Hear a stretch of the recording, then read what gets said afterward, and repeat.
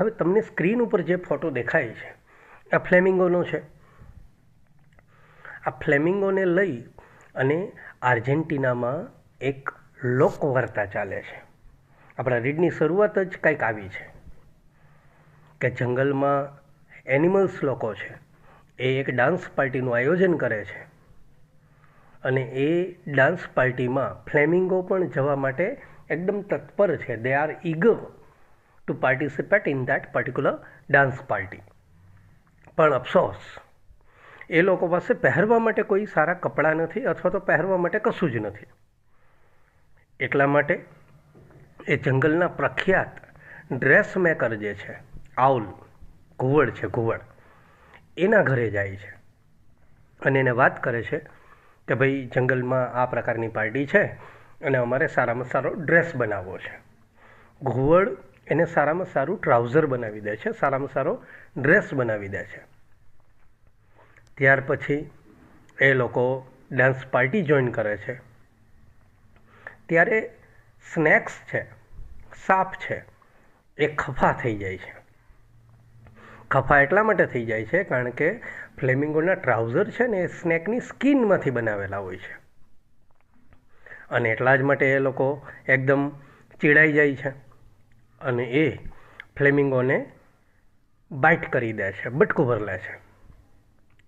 અને આવા સંજોગોમાં એ લોકોના શરીરમાં એકદમ દુખાવો ઉપડી જાય છે અને દુખાવાને કારણે એ લોકો એક તળાવમાં પડ્યા રહે છે, જેથી કરીને દુખાવો છે અસહ્ય હોય, થોડી એને શાંતિ થાય, રાહત થાય. આ પ્રકારની એક આર્જેન્ટિનામાં લોકવાર્તા ચાલુ છે. ત્યાંથી આપણા રીડની શુભ શરૂઆત થાય છે. ત્યાર પછી ખરેખર ફ્લેમિંગો વિશે જે કંઈ પણ રિસર્ચ થયું છે એ રિસર્ચનો ભાગ આપણને અહીંયા એઝ અ રીડ આપવામાં આવ્યો છે. ફોર એક્ઝામ્પલ તમે જુઓ તો ફ્લેમિંગો છે ને એની બે સ્પીસીસ છે. એક ગ્રેટર ફ્લેમિંગો અને second one is lesser flamingo. બે પ્રકારના ફ્લેમિંગો આપણે ત્યાં જોવા મળે છે. હવે ફ્લેમિંગોનું બાહ્ય વર્ણન જોઈએ ને તો એની ચાંચ એ વળેલી હોય છે, ગરદન એકદમ લાંબી હોય છે અને પગ પણ એકદમ લાંબા હોય છે. મેલ ફ્લેમિંગોસ છે એ ફિમેલ ફ્લેમિંગો કરતાં થોડા ઊંચા હોય છે. આ બે સ્પીસીસની આપણે શરૂઆતમાં વાત કરી એમ ગ્રેટર ફ્લેમિંગો છે ઓન એન એવરેજ 110થી 150 સેન્ટીમીટર ઊંચા હોય છે ને વજન એનું 2 થી 4 કિલો જેટલું હોય છે.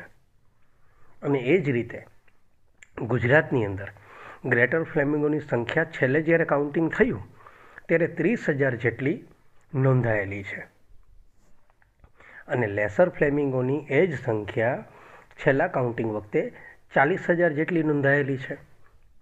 તો આ પ્રકારની માહિતી જે છે એ આપણને આ રીડમાં આપવામાં આવી છે. હવે આ રીડ આપણે તૈયાર કેવી રીતે કરવાનું છે તો કે મેં શરૂઆતમાં તમને કીધું કે these read is only for your comprehension. તમારું કોમ્પ્રિહેન્શન ડેવલપ થાય એ આશયથી આ રીડ આપણને આપવામાં આવ્યું છે. તો કોમ્પ્રિહેન્શન માટે આપણે એના પેસેજીસ જોવા પડે. પેસેજીસ જોવા માટે અહીંયા મેં તમને રીડ બતાવ્યું છે. જો ફોર એક્ઝામ્પલ શરૂઆત જ આમ થાય છે, the animals of the forest arranged dance party and everybody was waiting for that moment, and all the animals had a new dress, but flamingo, which at that time were all white, didn't have anything to wear. હવે વિચારો, આ વાત આપણે તો થઈ ગઈ છે લોકવાર્તામાં. they felt ugly and ridiculous.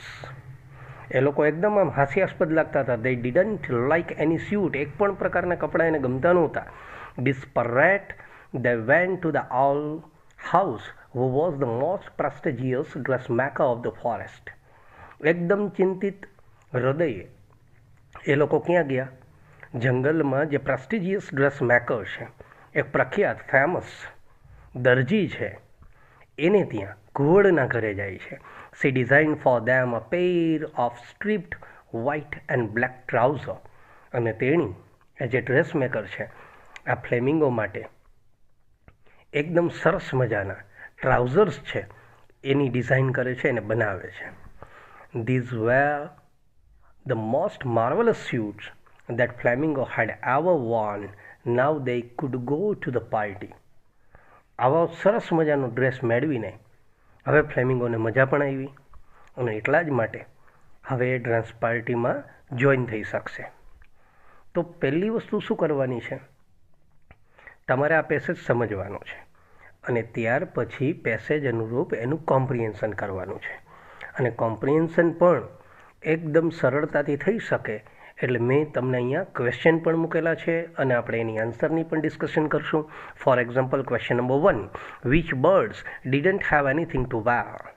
કયા પક્ષી પાસે પહેરવા માટે કશું જ નહોતું? તો you know very well that, તમને તો ખબર જ છે કે આપણે વાત કોની કરીએ છીએ, the flamingos didn't have anything to wear. Flamingos પાસે કશું જ પહેરવા માટે નહોતું. તો જુઓ કોમ્પ્રિહેન્શન પણ એકદમ સરળ છે. સેકન્ડ ક્વેશ્ચન કંઈક આવો છે, what did they feel for not having anything to wear. એ લોકો પાસે પહેરવા માટે કશું જ નહોતું તો એણે શું અનુભવ્યું? તો આપ લોકો જાણો છો સેકન્ડ પેરેગ્રાફમાં આપણે આ વાત થઈ છે કે they felt ugly and ridiculous for not having anything to wear. એ લોકોને એકદમ હાસ્યાસ્પદ અનુભવ થયો, પોતે શરમાતા હતા, પોતે પોતાની જાતને અગલી ફીલ કરતા હતા કારણ કે એની પાસે કશું જ પહેરવા માટે નહોતું. ક્વેશ્ચન નંબર 3 આમ બની શકે, to whom did they go to meet for the dress. એ લોકોના ડ્રેસ માટે એ કોને મળવા માટે ગયા? તો આપ લોકો જાણો છો, they went to meet an owl, the most prestigious dress maker for their dress. એ લોકો પોતાના ડ્રેસ માટે ઘુવડને મળવા માટે ગયા. તો વિદ્યાર્થીની બહેનો, આ રીતે કોમ્પ્રિહેન્શન તમારે કમ્પ્લીટ કરવાનું છે. હજુ આ વાતને આપણે આગળ ધપાવીએ. વેન ધ ડે કેમ, જે દિવસે પાર્ટીવાળો દિવસ આવ્યો, એવરીબડી વોઝ વેરી હેપી. દરેક લોકો એકદમ ખુશ હતા. But the snakes were very worried about the flamingos trousers. સ્નેક્સને ચિંતા હતી. બિકોઝ કારણ શું હતું કે they saw that the trousers were made of snake skin. એ લોકોને ખ્યાલ હતો કે ભાઈ આ ટ્રાઉઝર છે ને એ સ્નેકની સ્કિનમાંથી બનાવેલું, એટલા માટે એ એકદમ વરીડ હતા. The snakes was indignant and they beat the flamingos. સ્નેક્સ છે એકદમ ઇન્ડિગ્નન્ટ થઈ ગયા, ચીડાઈ ગયા અને એણે ફ્લેમિંગોને બટકું ભરી લીધું. Their bodies and legs were itching and got hot. એ લોકોનું શરીર છે એકદમ દુખવા લાગ્યું, ગરમ થઈ ગયા એ લોકો. સો દે રેન ટુ ધ લેક. એટલા માટે તળાવમાં દોડી ગયા. સિન્સ દેટ ડે, એ દિવસથી દે don't go out of the lake because only the water can કામ ધ પેઇન. હવે એ તળાવની બહાર નથી નીકળતા કારણ કે એને ખ્યાલ છે કે પાણી જ એને ઠંડા રાખી શકે એમ હતા. ખ્યાલ આવે છે? Which left their legs red and their feather pink like summer dusk. અને આ જ કારણે સાપના બાઇટિંગને કારણે એના પગ છે એ લાલ થઈ ગયા અને એના પીછાઓ છે પિંક થઈ ગયા. આવી લોકવાર્તા છે. તો ફોર્થ ક્વેશ્ચન આપણે આમ જોઈ શકીએ કે why were the snakes not happy. Snakes શા માટે હેપી નહોતા? તો the snakes were not happy because the trousers were made of snake skin. એ પણ ખ્યાલ આવી જાય છે કે સાપ એટલા માટે ખુશ નહોતા કારણ કે એની જ ચામડીમાંથી આ ટ્રાઉઝર બનાવેલા હતા. Question number 5, what happen to flamingo after being bitten by snake. Snakes દ્વારા જ્યારે એને કરડવામાં આવ્યું ત્યાર પછી ફ્લેમિંગો તરફ શું થયું, શું ઘટના બની? તો કે after being bitten by snakes their body and legs were itching and got hot. સાપે એને જ્યારે કરડ્યું, બટકું ભર્યું, ત્યારે એનું શરીર અને પગ છે એ દુખવા લાગ્યા અને એકદમ ગરમ થઈ ગયા. તો આ પેસેજમાંથી આપણે 5 ક્વેશ્ચન્સ છે એ અને એના આન્સર્સ છે એ જોયા. આ રીતે તમારે ફ્લેમિંગોને ખાસ કરીને પહેલાં રીડને આગળ ધપાવવાનું છે. તો હજુ પણ આ રીડને આપણે કોમ્પ્રિહેન્શનના માધ્યમથી આગળ ધપાવીએ. For example, flamingos are gregarious wading birds. Flamingos often stand on one leg. હવે અહીંયા તમને ફ્લેમિંગોની માહિતી આપી છે. જુઓ, ગ્રેગેરિયસ વેડિંગ બર્ડ એટલે શું? તો કે ગ્રેગેરિયસ એટલે આમ ઝુંડમાં હોય એવા, અને વેડિંગ એટલે એવા પક્ષીઓ કે જે પાણીમાં રહેતા હોય, છીછરા પાણીમાં તરતા હોય, રહેતા હોય એવા પક્ષીઓ. ફ્લેમિંગો છે ને એ ઘણી વખત તો એક પગે ઊભા રહે છે. The flamingos has the ability to have half its body go in to a state of slip. Flamingo પાસે એવી તાકાત હોય છે જે પોતાના અડધા શરીરને આરામ આપે છે, સૂઈ શકે છે.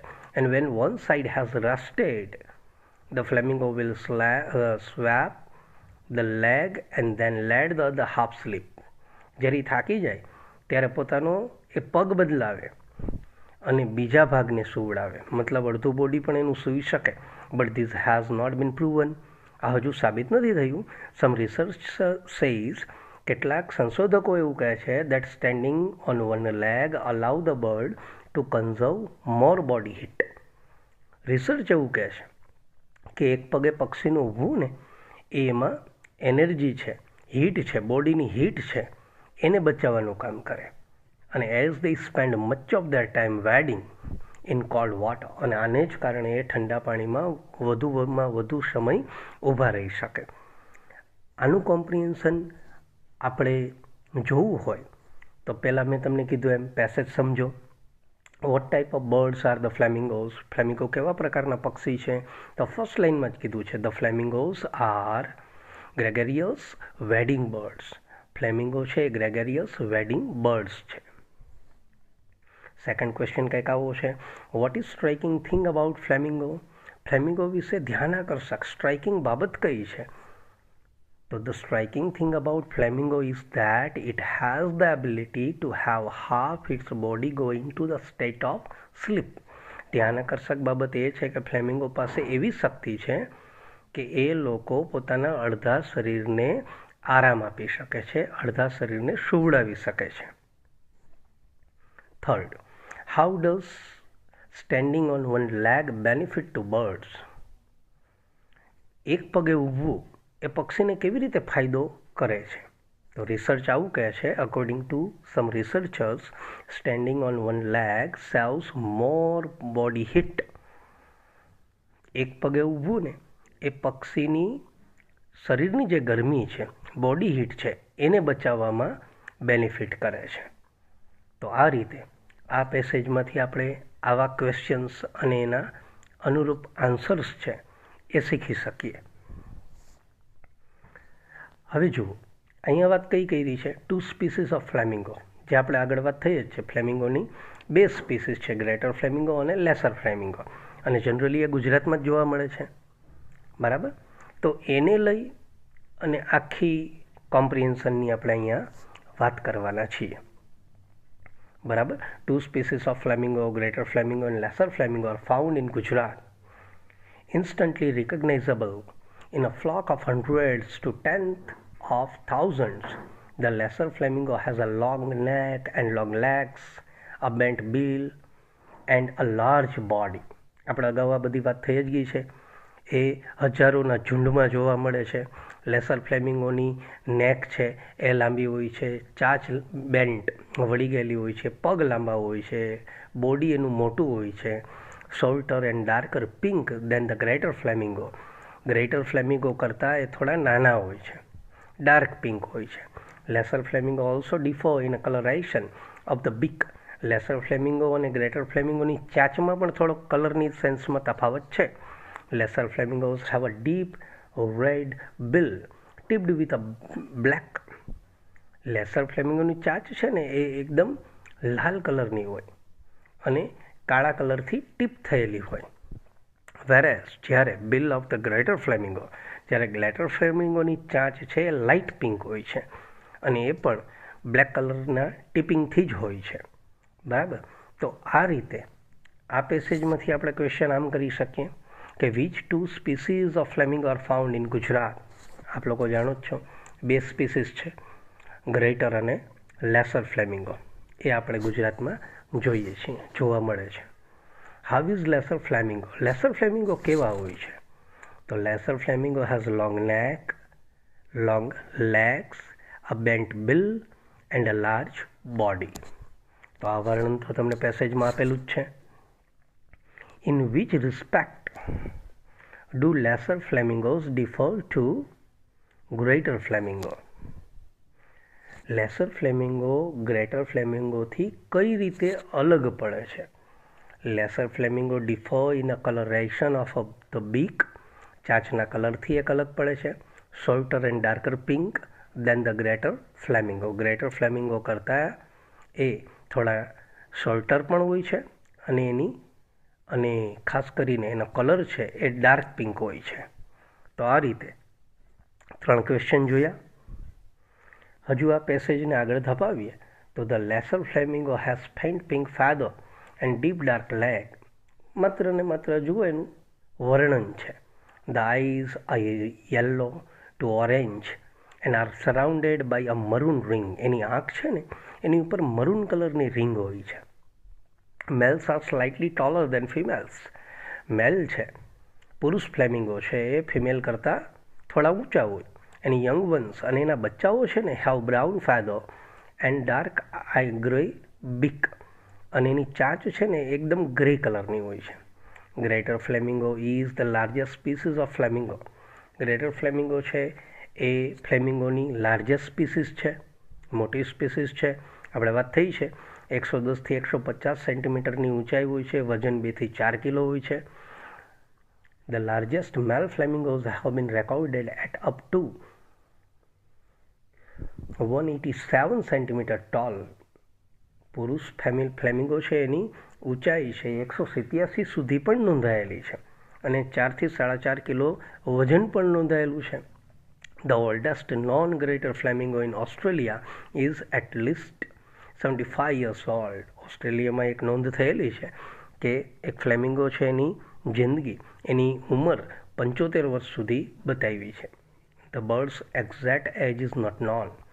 આ પક્ષીની એક્ઝેક્ટ ઉંમર છે હજુ જાણી શકાયેલી નથી.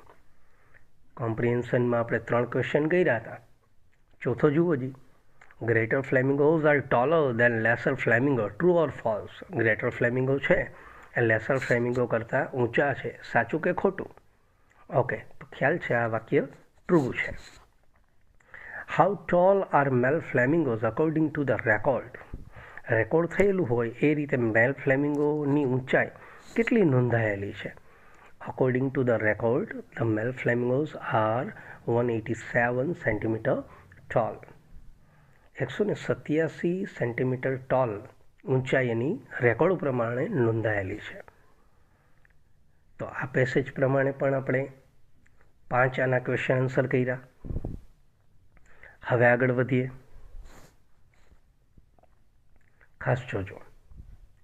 Flamingos are found in various parts of Gujarat. ગુજરાતના મોટા ભાગના પાર્ટમાં આપણે ફ્લેમિંગો જોવા મળે છે.